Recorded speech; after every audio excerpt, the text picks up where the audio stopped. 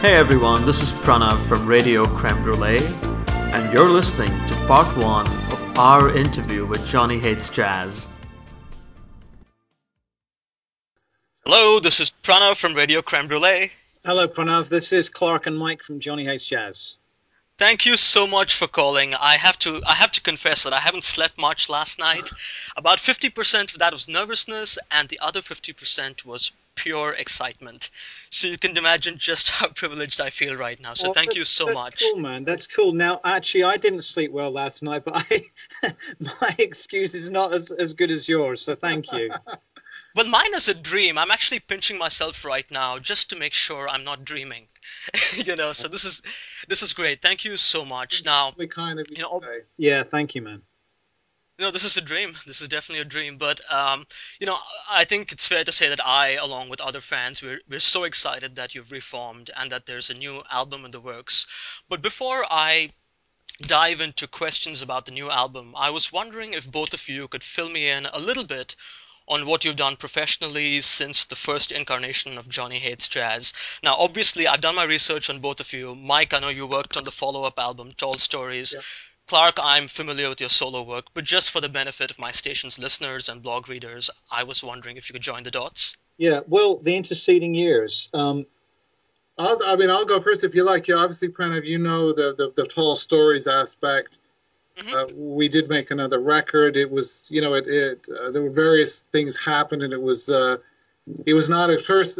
Personally, it was not a good time for me. My mother died at the end of making it, and so it all sort of just collapsed in a sense.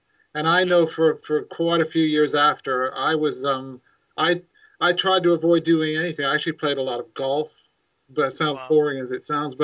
And then I slowly got back into the studio, and we have a studio near Cambridge.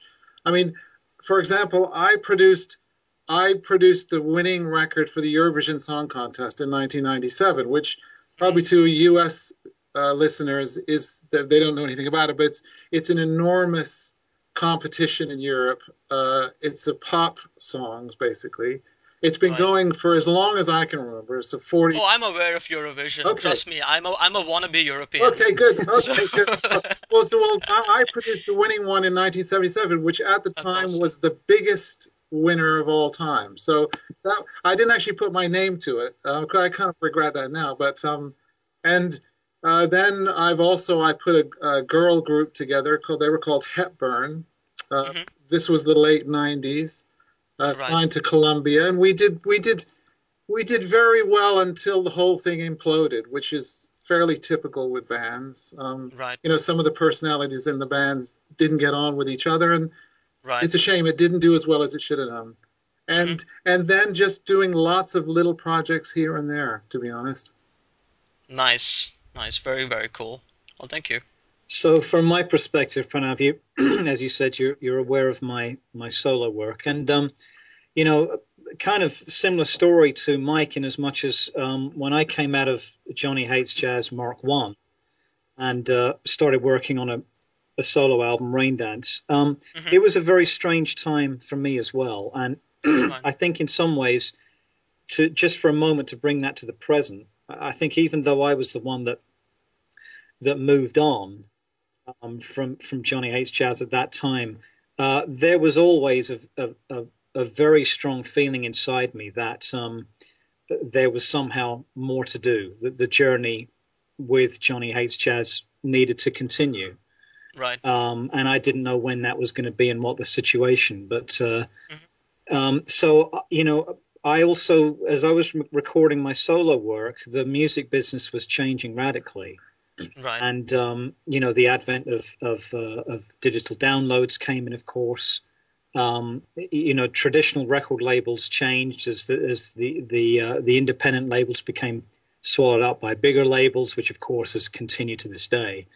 Right. And I think that it became more and more difficult for artists who had emerged in the 1980s to sustain their career into the 90s. And paradoxically, I think that changed in the 2000s when there was a reevaluation Right. the music that had been successful in the 80s, and I think fortunately a greater celebration of that. So Right. um, the one side of the 90s though that was important for me was that I got very involved in the environmental movement, and I'm aware of that. Yeah. that is still something that's very important to me, Wonderful. to the point where the last solo album I did, Tomorrow, I recorded in a predominantly in a solar powered studio. Wow. So it's something that I still bring with me. It's still of great concern and great interest. But I have to say that all of that considered, what we're doing now together, Mike and I, feels like the right thing to do. Feels the right timing, and we're enjoying it. Say a little more about that, Clark. Why now? It's a good question. Perhaps it's Clark said a few minutes ago, and I just like to pick up on the point. It's the same. Right. When it all stopped, I think certainly Clark has said it. I had the same feeling. It was sort of we didn't really finish. We didn't do everything we wanted to do, and okay, it took 20 years before Clark and I spoke again. In a sense, I mean, it literally was we didn't speak for 20 years, not through, not. I guess not through because we didn't want to. It just circumstances didn't arise. Right. And then when we did talk again, it was like, well, there is nothing else we can do. This is what we do. And we could get rid of this horrible feeling of, well, we didn't really finish. So Right. That makes sense. yeah, it's a difficult question to answer. In a sense, it's a why do you do what you do? You do it because that's what you do. I don't know whether you could do something else or not, but probably by the sounds of it, you really are into what you do.